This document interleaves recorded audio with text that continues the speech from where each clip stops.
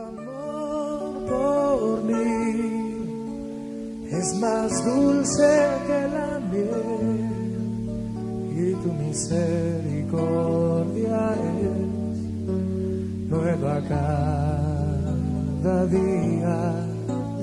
Tu amor por mí es más dulce que la miel y tu misericordia es nueva cada día.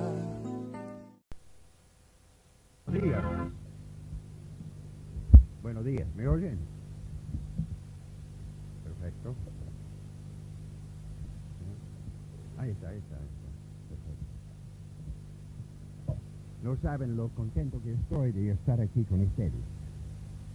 Y sabido acerca de la bendición de Dios en su medio. Especialmente me refiero, si los mayores me permiten, la gracia que está operando entre los jóvenes. Así que cuando me habló Ángel de algo acerca de una charla acerca de cómo enfrentar la obra misionera, que incluye también, lógico, algo de la obra local y nacional, bueno, quise estar con ustedes. Veo que solamente tengo 6 puntos, pero estos 6 puntos pueden alargarse a 6 horas. En efecto, en algunos lugares he ocupado 6 horas para daros 6 puntos. Voy a ser un poquito más misericordioso hoy a ustedes. Yo sugiero que a eso de las 11:10, 11:15, hagamos un recreo, nos levantamos, nos movemos un poquito, luego seguimos otra sesión más, luego haremos lo mismo para la tarde, desde las 5 de la tarde en adelante tendremos 1 o 2 sesiones según convenga. ¿Está bien? Había pensado tener copias de estas 2 hojas. Luego cuando me di cuenta que venía toda la horda de la iglesia, entonces, bueno, lo doy nomás. Si quieren, durante la tarde podemos hacer copias, no es nada especial, solamente un bosquejo de lo que voy a hablar. Yo veo que algunos ya tienen papel y hoja allí a mano, los jóvenes, los viejos no, pero gracias, dice. Si conviene, recuérdenme antes de despedirnos a mediodía, si quieren tener una copia y mandamos a hacer. Bueno, anoche comenzamos. Traté, agrandando el tema un poquito, sobre el hecho si los que nunca han escuchado el Evangelio, las naciones paganas, si la gente está perdida, si tienen esperanza. La respuesta es que no tienen esperanza. Nuestra fe cristiana es que Dios, el Creador, ha provisto la salvación para los hombres. Esa salvación está en Cristo Jesús. Y si uno no se reconcilia con Dios mediante fe en Cristo Jesús, está perdido. Eso no significa que Dios sea injusto. Justamente anoche, cuando mencioné de que los hombres detienen la verdad con sus propias injusticias, violando la ley de Dios que está escrita sobre su conciencia, son culpables delante de Dios. Es una cosa tener misericordia y amor por los perdidos que nos corresponde tener. Es otra cosa tener una lástima humana, insinuando que Dios fuera un poco injusto con ellos. La verdad, cuando vamos a un pueblo, no vamos meramente porque tienen una necesidad, porque tenemos lástima de ellos. Vamos porque Dios nos ordena que vayamos. Él tiene algo en su corazón para con esa gente. Al llegar descubrimos que esa gente no nos quiere. No quiere oír nuestro mensaje. A menos que el Espíritu de Dios llegue antes o durante para ir cambiando su sentir. El hombre natural es enemigo de Dios. No se sujeta a la ley de Dios y tampoco quiere sujetarse a la ley de Dios. O sea, para ser un buen misionero hay que creer en la grandeza de Dios, la justicia de Dios, la misericordia de Dios y también en la terrible pecaminosidad del ser humano. Jesús enfrentó a los de su congregación y lo crucificaron. Cuando Pablo fue llamado al misionero, a la obra misionera, el Señor le prometió que le esperaban muchos sufrimientos. Porque nuestro mensaje y aquel a quien representamos no es amado por los hombres. El mundo no ama a Dios. Así que el juicio de Dios es justo. Si yo creyera que el hombre que nunca ha escuchado de Cristo ya es salvo de por sí, mejor no predicarle, digo yo, porque la mayoría lo va a rechazar. Es la misericordia de Dios que envía su Espíritu antes de que uno llegue para disponer su corazón. Si alguien busca a Dios porque Dios lo buscó antes, le dio inclinación, sopló sobre él para que comenzara a tener un sentir positivo para con Dios. Si no, el hombre natural es pecador y le gusta ser pecador. Así que los que nunca han escuchado el Evangelio están perdidos. Como dije anoche, su juicio no será de la misma severidad como el de aquellos que han tenido más luz. Los de Sodoma y Gomorra, que sus vidas eran terriblemente abominables, recibirán menos juicio que los hombres morales y buenitos de la generación de Jesús. Bueno, voy a pausar y dar lugar a una pregunta. Porque este punto es importante. ¿Por qué hacer obra misionera si ya están salvos? ¿Alguna pregunta, duda? Quiero darles tiempo que asimilen también. No voy a imponer este pensamiento, pero sí es importante que uno tenga la convicción. La gente sin Cristo está perdida. Está en tinieblas. Está bajo la condenación de su conciencia, de la ley de Dios. Pero Dios quiere cambiar de su situación. La pregunta es si tenemos que ir. Uno comienza donde está. Voy a llegar a este punto. Si uno no sirve al Señor donde está, difícil que vaya a otra parte. Es todo un solo paquete, ¿eh? ¿Cómo no? Gracias. ¿Alguna pregunta sobre si los que nunca han escuchado el Evangelio, cuál es su condición delante de Dios? Son perdidos porque pecan, viven en pecado. Y la descripción que leímos anoche en Romanos 1 es la descripción de todas las naciones paganas. A veces los antropólogos quieren darnos una opinión de que esos pueblos primitivos son tan dulces, viven en tanta armonía. Es una mentira. Yo he hablado con muchos misioneros a las tribus y a China y a India. Esa gente se odia. Esa gente es asesina. Esa gente es muy inmoral. El cuadro de que vive en su inocencia. ¿Cómo inocencia? Son terriblemente malos. Y necesitan el Evangelio. Después de hablar así, tal vez nadie ose hacer una pregunta. ¿Ves? Sí.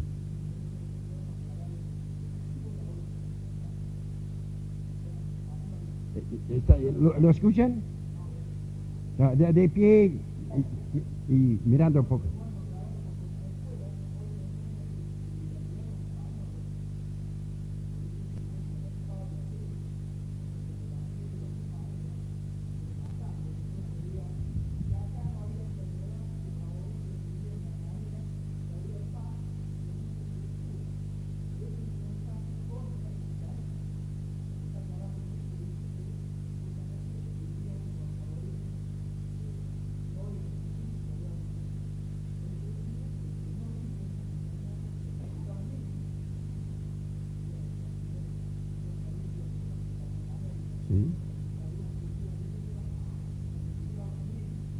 Los aztecas, un pueblo más sangriento, no sé si ha habido. No, las naciones paganas. Ah, perdón.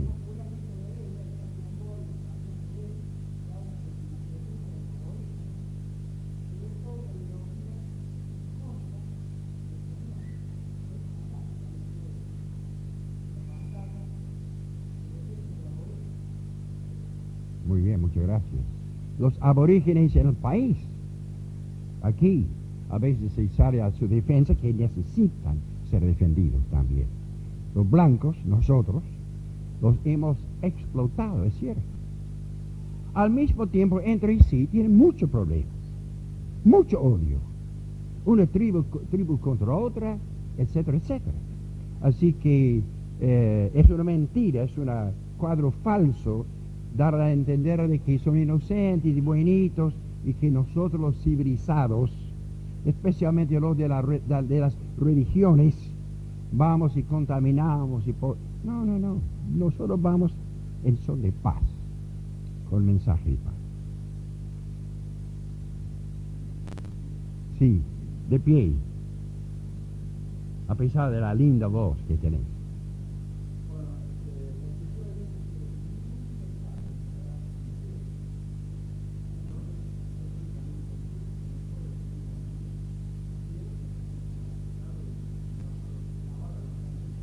Sí.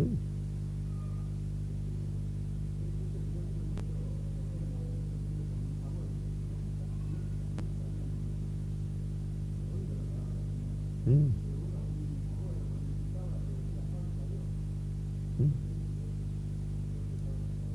Sí, sí. Reitero algo que mencioné anoche, que hay personas que buscan a Dios. Nosotros sabemos, ellos también después, que comenzaron a buscar a Dios porque Dios en su misericordia les dio esa inquietud.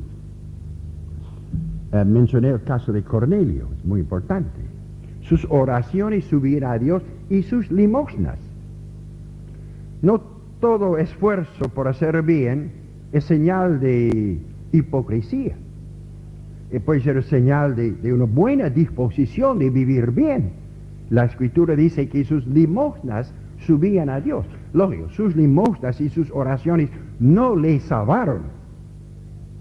Pero era indicio de que este hombre con sinceridad buscaba a Dios. Le doy un texto un poquito fuera de contexto en Juan capítulo 7. Juan 7, versículo 17. Pienso que es justificado encontrar un principio espiritual aquí. El Señor está hablando a los judíos y en Juan 7, versículo 15, leo de ahí en adelante, versículo 15, y se maravillaban los judíos diciendo, ¿cómo sabe este letras sin haber estudiado? Jesús le respondió y dijo, mi doctrina no es mía, sino de aquel que me envió. El que quiera hacer la voluntad de Dios, conocerá si la doctrina es de Dios o si yo hablo por mi propia cuenta. ¿Qué dice el Señor aquí? Dice, yo he sido enviado. Yo doy mi enseñanza, muchos me cuestionan. Pero si hay alguno que quiera, no solamente saber en su mente, quiera hacer la voluntad de Dios, conocerá. O sea, Dios le confirmará que la enseñanza de Jesús es la verdad. Si alguien es sincero. Yo me acuerdo una vez, aquí en las sierras, una noche estuve hablando con un periodista judío, joven. Oh, se mostraba tan interesado por la verdad. Él no conocía la verdad y casi una ansiedad. Yo pensé, qué lindo. Va a ser un placer hablar a un joven judío que quiere conocer la verdad. Cuando toqué el aspecto moral de la verdad, chao amigo, no quería saber nada. no quería hacer la voluntad de Dios y seguir en su búsqueda, digamos, pero sin luz. No llegó a conocer la voluntad de Dios. Hay que estar dispuesto a hacer la voluntad de Dios. Ahora, nosotros entendemos, si alguien es sincero y busca, Dios en su misericordia le hará llegar el Evangelio. Leí una vez acerca de un cacique, no me acuerdo en qué continente, estuvo en un río en su canoa, se levantó una borrasca y peligraba su vida, y en un arrebato, siendo pagano idólatra, invocó, apeló al verdadero Dios, porque esa luz está adentro. Fue salvado, volvió a su tribu, les enseñó a tirar fuera sus ídolos, a vestirse. No estaban convertidos. A poco tiempo llegaron misioneros, asombrados con el estilo de vida que se estaba implantando. Y cuando les predicó el Evangelio, la tribu entera se entregó al Señor. Yo mismo hablé una vez con un hombre en mi país. Había sido enviado a la gente indígena del estado de Washington, no es Washington la capital, sino bien en el oeste, noroeste, un estado muy hermoso, donde hay bastante gente indígena. Y él me contó, él llegó a un lugar y también toda la tribu se entregó al Señor, porque antes, fíjense, en los Estados Unidos, en esta generación, 2 o 3 caciques, hay gente civilizada, gente que viste como nosotros, pero dentro de su cultura cerrada, se juntaron en la cima de una montaña y acordaron pedirle al verdadero Dios que enviara a alguien para decirles la verdad. Y este amigo mío conocido fue enviado por Dios hacía unos 20 años y encontró a esta gente dispuesta a recibir la palabra de Dios. O sea, cuando hay buena disposición, cuando alguien responde al Espíritu Santo, sin saber que hay Espíritu Santo, Dios llegará a esa gente. Hay un texto allí en Génesis capítulo 6 que habla de la civilización primitiva. A ver si lo encuentro ahora.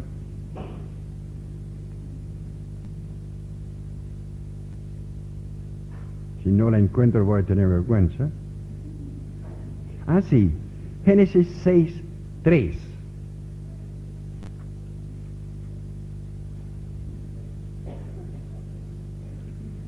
Y dijo Jehová, no contenderá mi espíritu con el hombre para siempre, porque ciertamente eres carne, mas serán sus días 120 años. Espero no vivir yo hasta 120. Bueno. Ahora lo importante es, aquí el Espíritu del Señor está contendiendo con aquella generación de personas. El Espíritu Santo siempre ha estado en el mundo. Y siempre ha tratado de convencer a los hombres de su pecado. Ahora esto aumenta, este ministerio se amplía desde la venida de Jesús. Porque llegó el momento, como vimos anoche en Romanos, que Dios entrega, permite que los hombres vivan así, vayan. Pero Dios apela a los hombres. Yo tengo la sospecha que en el día de juicio se manifestará cuántas veces, centenares y miles de veces, Dios por su Espíritu apelaba a la gente inconversa, a la gente pagana, haciéndoles entender su estado. El ministerio del Espíritu Santo, según Jesús, convencerá al mundo de justicia y de... Los hombres saben que hay juicio. Los hombres saben. les digo de paso, cuando testificamos personalmente, mencionemos el hecho del juicio, porque eso toca. Los hombres abren su conciencia que hay juicio. Bueno, muy bien. Este es el primer punto que comenzamos anoche y terminamos ahora. Los que nunca han escuchado de Cristo están perdidos. ¿No hay otra pregunta? Observación, comentario. Sí, Hugo.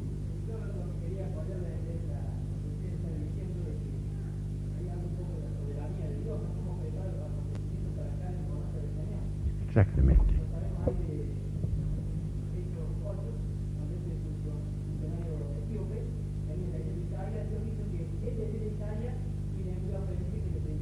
Exactamente. Exactamente.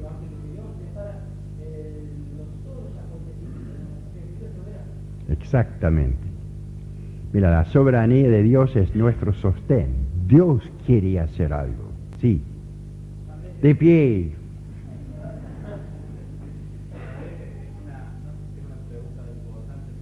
¿Lo es? A mí me queda como la duda, ¿no? de la persona, y no sé si uno la puede saber, porque tal vez no sabe nunca. El tema de si una persona, supongamos en alguna tribu, o ha tenido una vida correcta, conforme a su conciencia, no conoce a Dios, pero ha tenido una vida correcta y esa persona muere sin conocer a Dios, pero básicamente a esto ir, pero nunca escuchó de Cristo. Entonces, vos dijiste recién que el juicio será menor, pero ¿podrá juzgar a esa persona? No hay nadie que no haya pecado. No hay nadie que haya sido santo. La rebelión está en el corazón de todos. Esa persona que ha vivido correctamente en comparación con otras personas peores. A la luz, si el Evangelio llega a ese hombre, se confesará muy pecador. Así que está sin excusa. Él, si era tan sincero, no hubiera dado lugar, no hubiera idolatrado a su familia, no se hubiera gloriado en su buena vida, no hubiera sabido que estos ídolos de cualquier especie son incorrectos. ¿Me explico? Entonces habría más conciencia de su pecado. Sí.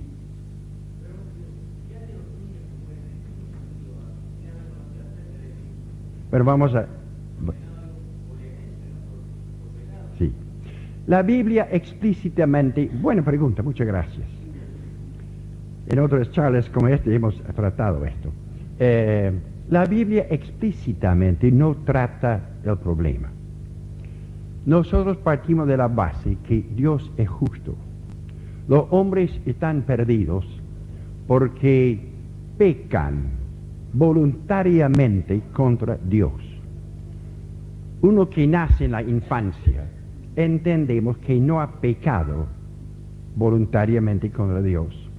Es cierto, nació dentro de una raza caída, pero por extensión entendemos que lo que Jesús hizo en la cruz para redimir a la humanidad es válido para estos niños que no son responsables por su vida. No les voy a citar texto, aunque hay alguno que otro texto tomado un poco fuera de contexto que puede dar a entender eso. Es un razonamiento. Nosotros descansamos en el hecho que Dios es veraz, que Dios es justo y que nadie recibirá un castigo, digamos, por algo que no haya cometido. ¿Está bien? Después pregúntale al Señor si te dice, contámelo. Chacho, si vos queréis comentar algo sobre tu punto con toda libertad, ¿eh? Bueno, los dos estamos de acuerdo que Dios se ajuste a nosotros. No lo digo porque ignoramos. Hay áreas de la vida que no nos son reveladas directamente. Y deducimos. Por ejemplo, un niño nacido en una familia de creyentes y muere. ¿Qué piensan los padres? Piensan que el niño está dentro de la familia de la fe. ¿No es cierto? Tenemos paz. Que vamos a ver esos niños. Bueno, hay otros textos que uno puede juntar, pero ninguno trata directamente esta problemática.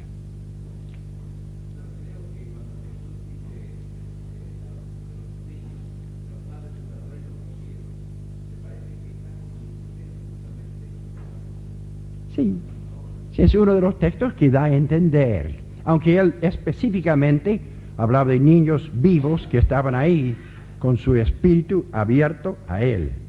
Sí. ¿Qué mérito o qué alcance tiene el texto será salvo tú y tu casa? La expresión será salvo tú y tu casa que Pablo dijo al carcelero de Filipos. Yo entiendo que es una palabra circunstancial, profética, para ese caso. No es una verdad absoluta, mecánica, se aplica a todo caso. Un hombre se convierte, no por esa palabra, automáticamente se convierte el resto de su familia. Ahora sí, el Espíritu Santo puede tomar esas palabras y dinámicamente transmitírselas a este hombre. Él las cree y en base a su fe Dios obra. No digo que esa palabra no tenga vigencia, pero para ser honestos, esa palabra es dada a un hombre específico, porque Pablo después, por ejemplo, escribiendo a los Corintios, en caso de un hombre o mujer convertido, pero su cónyuge no, el cónyuge quiere irse de casa, creyendo que se va a salvar si está conmigo. Si se va de casa, se va a perder. Pablo dice, ¿cómo sabes tú que será salvo quedando el cónyuge en casa? Uno remite a Dios, se entrega a Dios y permite que el cónyuge se vaya. ¿Me explico en esto? Así que esa palabra no es absoluta para todo caso, pero sí da una base de fe. También da una base de fe que Dios quiere que todos los hombres sean salvos. Especialmente Dios obra por familias, es notable y no es una doctrina absoluta. Pero uno ve a través de las Escrituras que Dios da prioridad a las familias. Efectivamente, Pablo a los Corintios dice que el marido inconverso es santificado por la fe de la mujer. No significa que esté salvo el marido, pero significa que Dios lo aparta para dedicarle más tiempo para obrar, porque Dios quiere que ese marido se convierta. Pero él tiene que arrepentirse, él tiene que humillarse, y si no, no hay salvación. ¿Está bien? ¿Confundo o aclaro? Y ya estamos aquí en casa, no estamos en el campo misionero. A ver.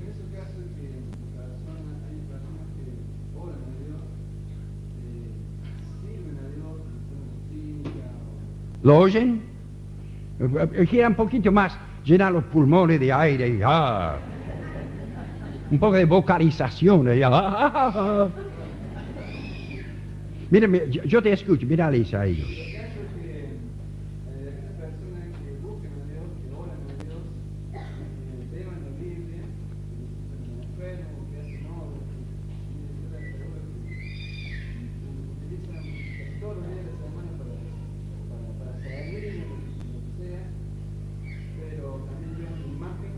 ¿Cómo? También llevan una imagen o también rezan otra cosa.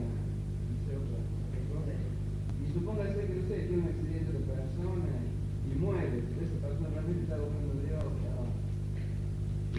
Bueno, menos mal hay un día de juicio que vamos a saberlo todo. Desde ahora no sabemos todo. Vos dice una persona activa en la obra, pero de otra fe. Sí, Sí, bueno, que arregle con la Virgen. Mire, nosotros no juzgamos. Hay un día de juicio. La poca luz que tenemos aquí es limitada.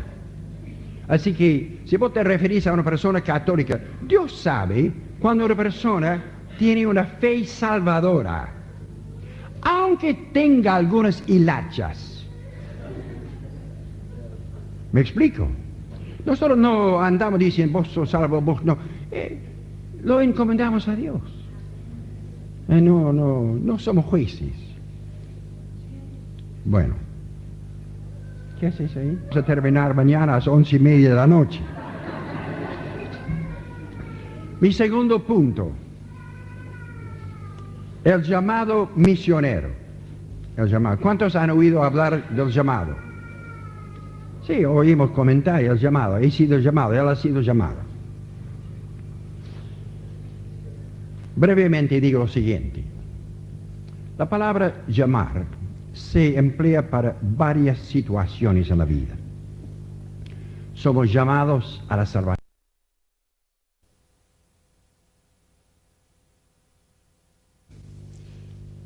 Cuando Dios nos da una instrucción, cuando nos revela, cuando nos manifiesta cuál es su voluntad para nuestra vida, sea para ser ama de casa, es su llamado.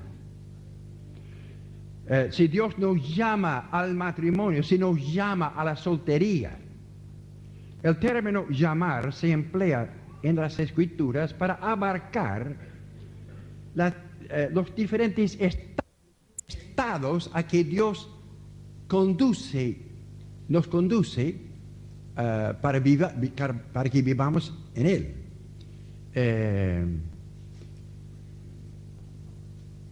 También se emplea más popularmente que uno es llamado a la obra, o correctamente decimos somos llamados a la obra. O sea, Dios habla, Dios revela. Después, estando en la obra, también Dios llama, o sea, dirige al lugar. Pablo era llamado a la obra, vamos a leer enseguida un texto. Posteriormente, cuando no sabía, estando en la obra misionera, no sabiendo a dónde ir, Dios lo llamó a Macedonia. Usa el mismo término llamar, tanto para indicarle su voluntad de que fuera apóstol, enviado misionero, como también para dirigirle en sus pasos a donde iba. Así que es un término muy amplio que se emplea en diferentes estados. Volviendo a los Corintios, emplea el verbo llamar para los que son llamados a la vida matrimonial. Si uno es llamado por Cristo a la salvación en tal estado, permanezca en ese estado. Bueno, así que usamos bien, digo yo, el término llamado a la obra. Pero vamos a desmenuzarlo un poquito más. Vamos a Hechos 26. En Hechos capítulo 26, el apóstol está dando su testimonio de cómo el Señor lo llamó.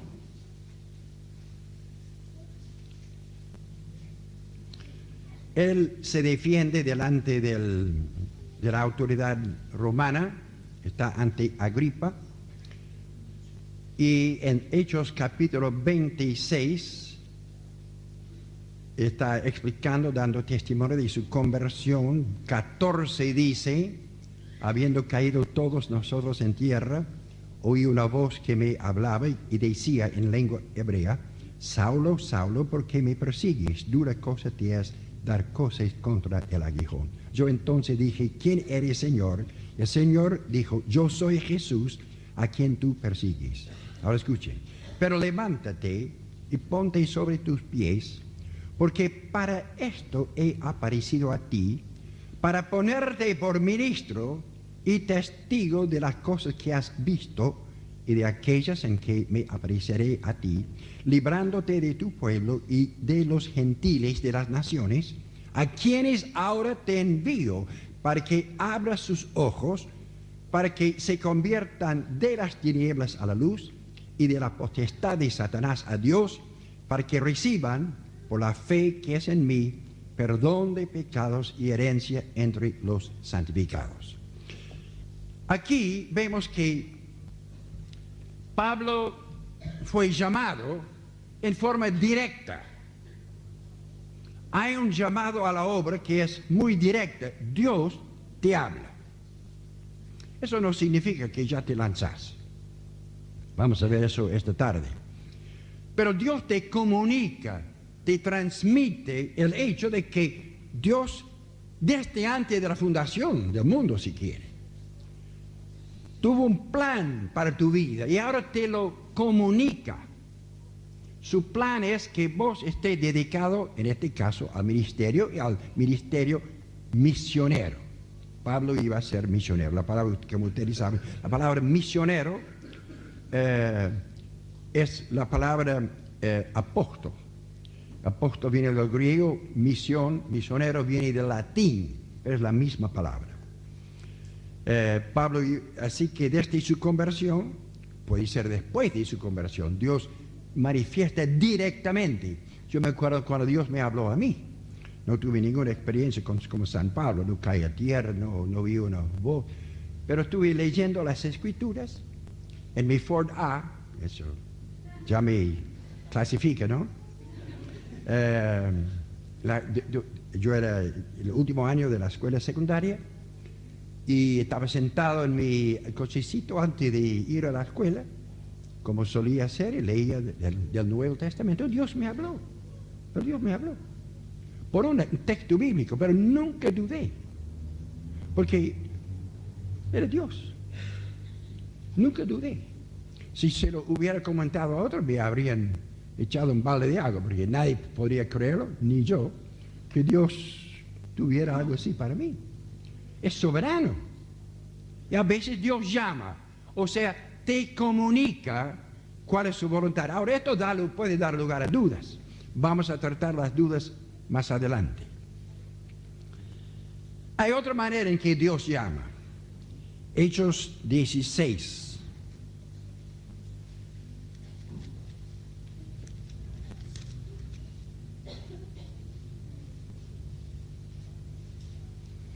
Pablo está en Derbe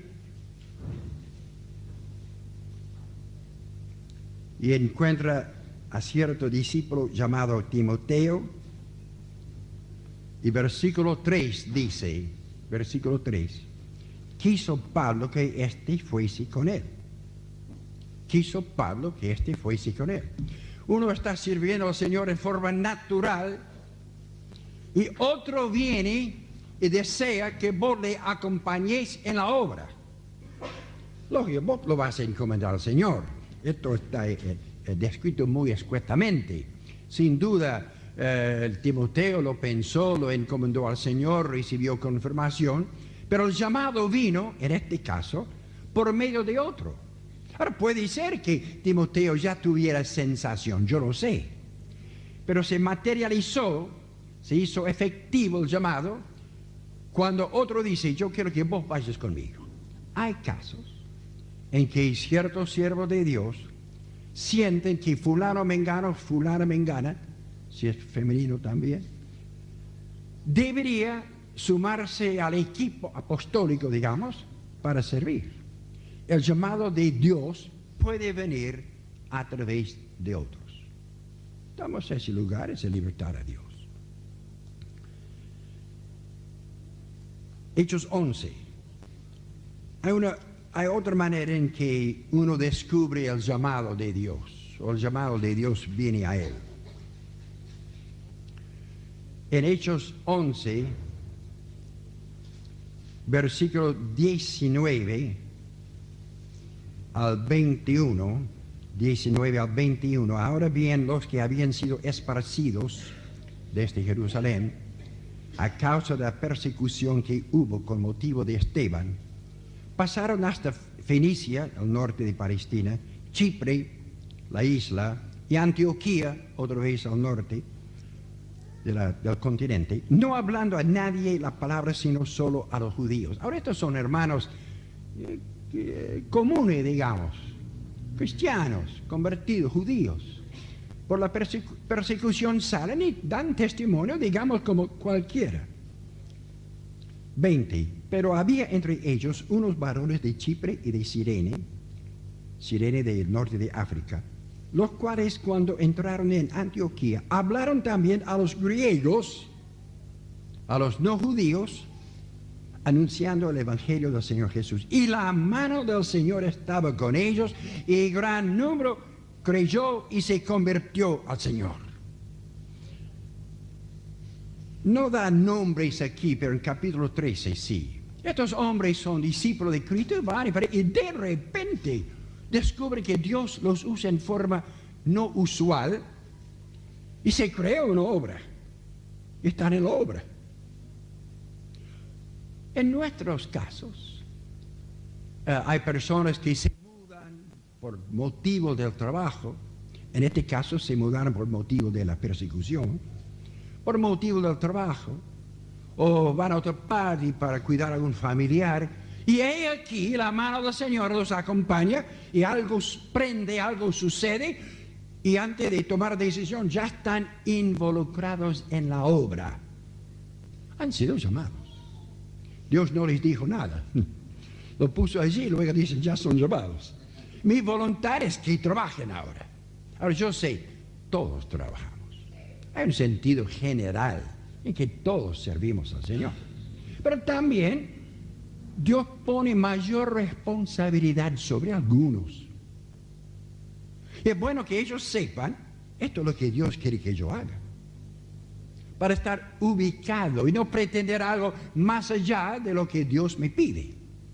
No es una gloria para Dios ni para uno que pretendamos ser más o poder hacer más de lo que Dios nos asigne. Algunos descubren que están llamados a la obra. Yo me acuerdo en Buenos Aires hace unos años había un buen hermano, un diácono, pero no tenía mayor don, muy bueno, una buena vida, se mudó por motivo del trabajo. Y yo le aconsejé, mira querido, no trate de comenzar una nueva obra. No era su salsa, como quien dice. Se sumó a una iglesia bautista, donde el pastor estaba en un proceso de renovación. Y este hermano podría haberle sido buena ayuda y apoyo.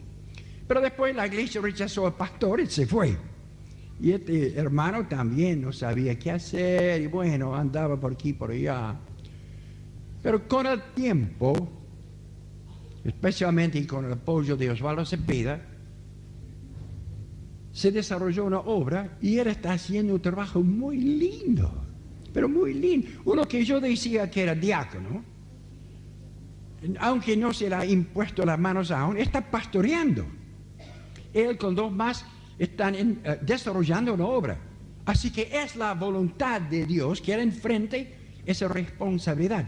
Se puede decir que Dios lo ha llamado a ocuparse de este ministerio. ¿Me explico? Así que hay varias maneras en que Dios nos llama. Puede ser directamente para que uno se ubique. Voy a hablar de esto más adelante, desarrollarlo más. Puede ser que otros vean que me corresponde. O puede ser por las mismas circunstancias. Me despierto algún día y ya estoy en la obra. Lo tomo como del Señor, sin que haya oído una voz o escuchado o tenido una visión. Hay un hecho y Dios me guió a este hecho.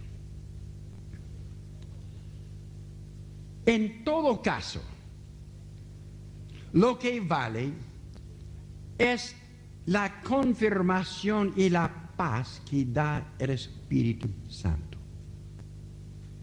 En efecto, si yo tengo una visión, un sueño, Dios me llama y comienzo a moverme, pero no, algo no cierra.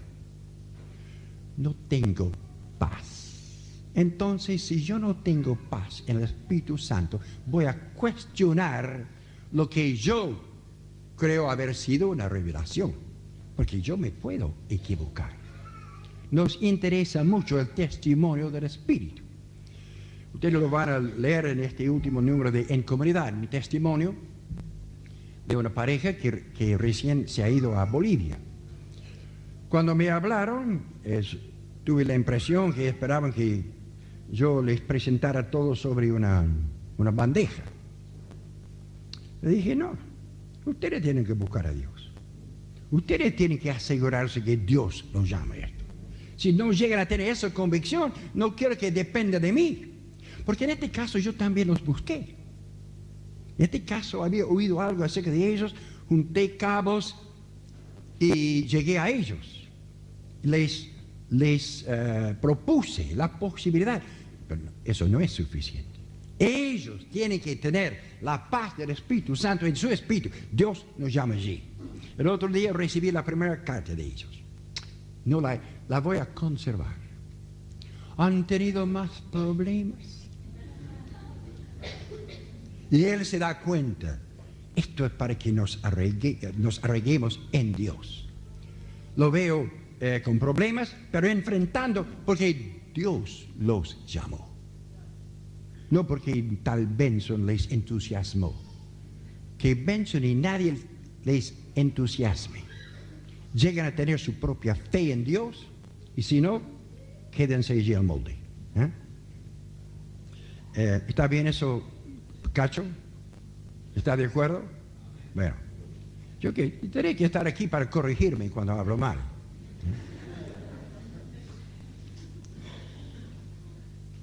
Digo más acerca del llamado. El llamado a cierto ministerio debe coincidir con el don espiritual que Dios haya concedido a una persona. Por ejemplo, Dios me ha llamado a ser evangelista. Pero no pasa nada.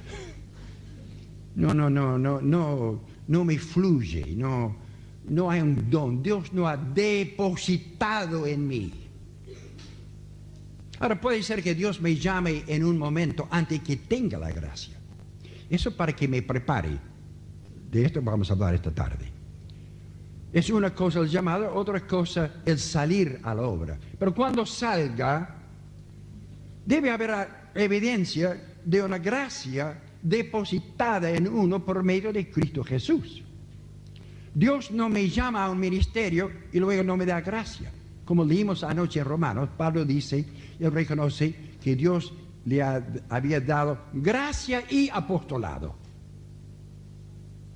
Si una mujer es llamada a trabajar con huérfanos, se supone que tendrá la gracia. Si no tiene la gracia, ese elemento que es un poco difícil describir, pero igual es lo que hace funcionar el alma y las circunstancias, entonces decimos que no, ella dice que fue llamada, pero no pasa nada.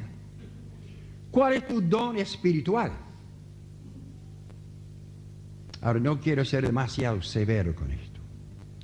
Como ya dije, Dios te puede llamar a algo, pero aún tu vida o tu gracia no están desarrolladas, porque es un proceso. Es un proceso. Yo siempre pensé que iba a ser evangelista. En efecto, si tengo alguna queja contra Dios, ¿dónde están las multitudes que yo pensé que iba a ganar?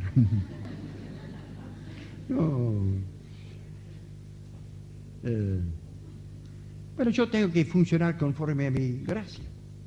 Una vez hace años estuve en una iglesia en Rosario y de los hermanos libres.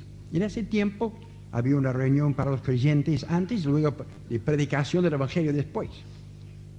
Y permíteme decirlo, yo di lo que tenía para creyentes con una sencillez, una soltura espiritual y luego después tuve que predicar el evangelio. Ahora yo predico el evangelio, ¿eh?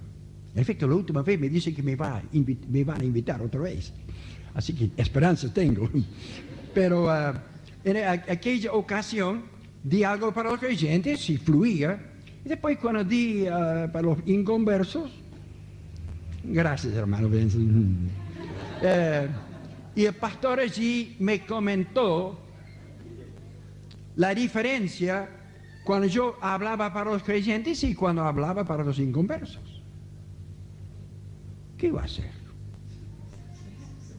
Uno tiene lo que Dios le da. Así que yo, mi fuerte, supongo, si se puede hablar así, ha sido más bien al ministerio, a la iglesia. Yo no la escogía, es contra mi voluntad, pero tengo que sujetarme. ¿Qué va a hacer? Yo oro más por los inconversos. Mi visión es que por medio de la iglesia muchos sean convertidos. Bueno, pero hay que llegar a saber cuál es su don y ubicarse en su don. Es muy importante. Y si no, uno vive frustrado. Y queridos, queremos ahorrarles algunos años de frustración. Ahora, otros nos conocen mejor que nosotros a nosotros mismos.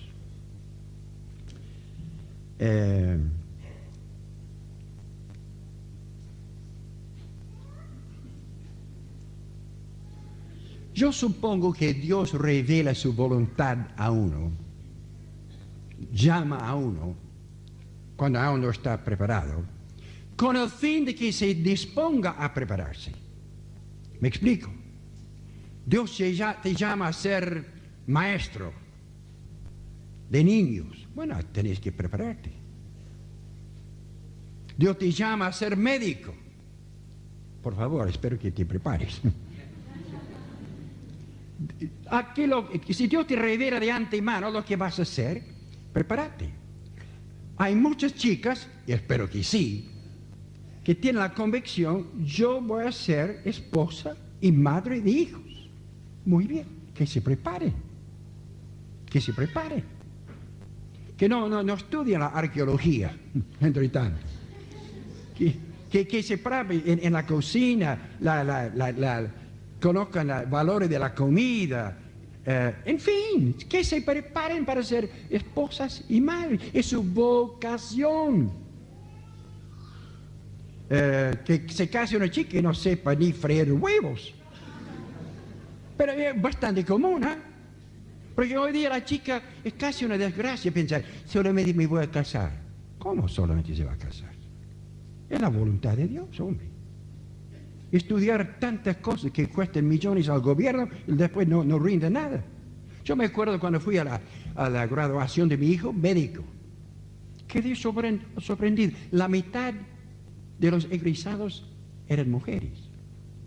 No hay ningún problema. Una mujer puede ser médica. Pero se me cruzó por mi mente: ¿cuántas van a ejercer? ¿Y por cuánto tiempo? Porque yo sé de las médicas. Es difícil, ¿no? Porque también quieren casarse. Luego quieren tener un hijito para sentirse realizadas, con tal que otro lo críe. Sí. Luego quisieran tener otro más, pero mitad, y si no, hay que tener dos, entonces dos. Y están en tensión entre su vocación profesional y su vocación casera. Nosotros decimos: busque la voluntad de Dios. Yo digo a las chicas que quieren ser médicas, por ejemplo, no se casen. Después me tiran por la ventana, me hacen toda clase de persecución. Pero hay que pensarlo. Es muy noble ser médica dedicada al sufrimiento de niños y de la gente. Sí. Pero hay que saber qué es lo que Dios quiere. Ahora, yo no digo que sea la voluntad de Dios que una mujer casada no sea médica. Yo no digo eso. Yo no soy Dios. Solamente hago la observación. Hay que saber a qué me llama Dios. ¿Cuál es mi función en la vida? Damos prioridad al hogar. Porque del hogar viene todo. Es el fundamento de toda la sociedad.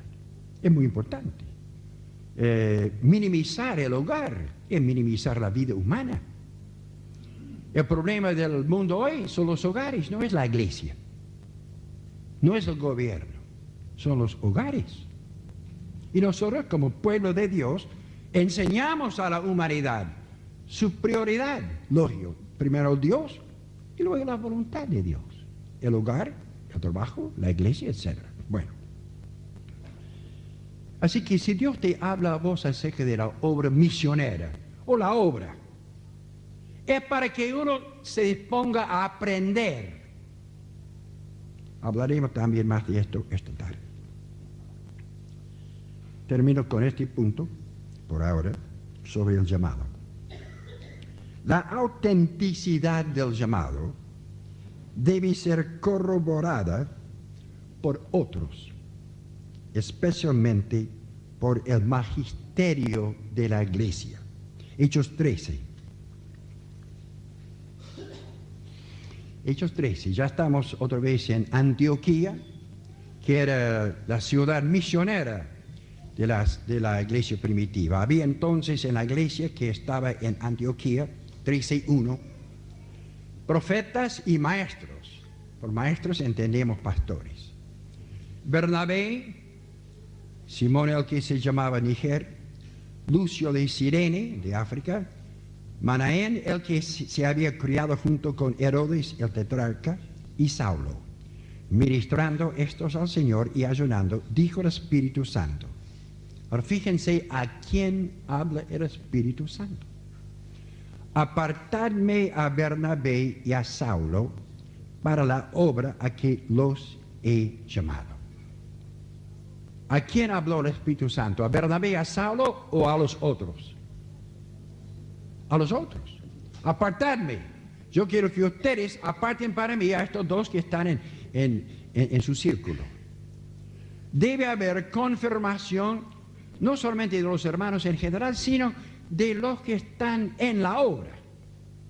Yo llamo aquí el magisterio de la iglesia. Hay una autoridad espiritual en la iglesia. La iglesia no es una democracia. Y estas personas deberían entender cuál es la voluntad de Dios. Volviendo a esta pareja que fue para Bolivia, la pareja Salomone.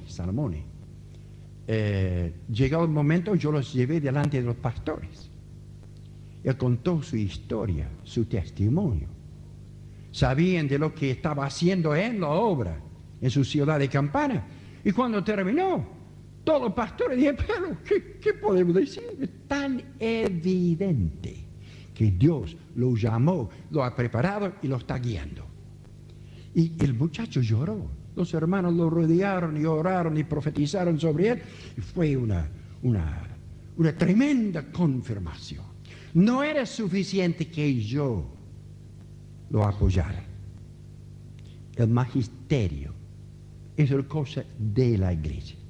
Si alguien aquí, algún joven dice, Keith, recibí una visión. Bueno, me alegro. Yo no manejo para bien o para mal las visiones.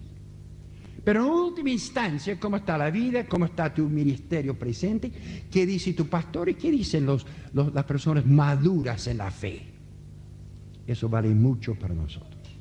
Así que, portate bien entre tanto. Muy bien, nos vamos a levantar. Tomamos. Muy bien, comenzamos el segundo periodo de esta jornada misionera.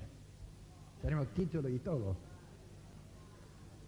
Hemos dicho, en primer lugar, que los que están sin Cristo están separados de Dios y están en sus pecados. No tienen la salvación. Dios quiere que tengan, que alcancen la salvación. Por eso vino Jesús y por eso Jesús dijo que su pueblo vaya a todas las naciones. Uno me preguntó después, ¿la iglesia es responsable si no va? Sí, Señor. La iglesia peca cuando no toma en serio el mandato de Jesús de llevar el evangelio a todas las naciones. No lo hacemos por nuestra cuenta, sino bajo la guía del Espíritu Santo. El Espíritu Santo guía a algunos coreanos a que vayan a algún lugar. Tal vez no nos guíe a nosotros. Cada congregación de cada país tiene que entender cuál es la voluntad de Dios para ellos. Pero sí somos responsables. Si no hacemos la voluntad de Dios como iglesia, pecamos contra Dios. El mandamiento es uno: comenzar en Jerusalén, Judea, Samaria y hasta lo último de la tierra. La mayoría se dedica a Jerusalén, donde vivimos. Menos van a Samaria, a Judea. Menos aún son enviados a lo último de la tierra, pero algunos sí. Y no es cuestión de inventar un programa misionero. Es cuestión de saber qué quiere Dios, cómo nos guía el Espíritu Santo. No nos adelantemos al Espíritu Santo, tampoco quedemos atrás. Pero es la voluntad de Dios que el pueblo de Dios somos herederos del mandamiento que Cristo dio a los apóstoles. La esencia de la iglesia es apostólica, misionera. Es la naturaleza del Evangelio, la naturaleza de la iglesia. Una persona se convierte y enseguida quiere que sus familiares se conviertan. Es la naturaleza del Evangelio. Así que cuando hay otros sin el Evangelio, por lo que sentimos adentro, por lo que recibimos de las Escrituras, viene la revelación de la voluntad de Dios en sentido general.